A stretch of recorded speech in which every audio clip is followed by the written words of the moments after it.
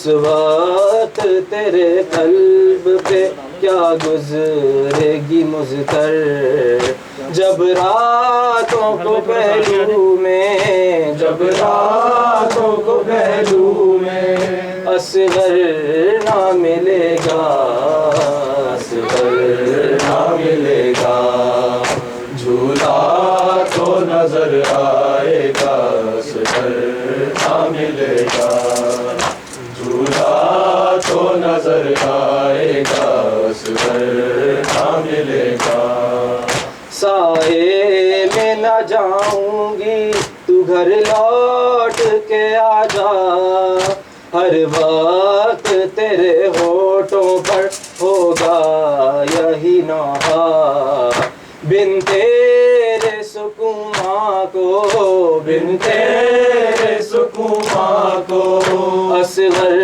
نہ ملے گا، اصغر نہ ملے گا، جھولا تو نظر آئے گا، اصغر نہ ملے گا، جھولا تو نظر آئے گا، اصغر نہ ملے گا، بن پانی کے دنیا سے سدھارا میرا اصغر، جب آئے گا پانی تو میری پیاری سی دختر ڈھونڈے گی اسے بن میں، ڈھونڈے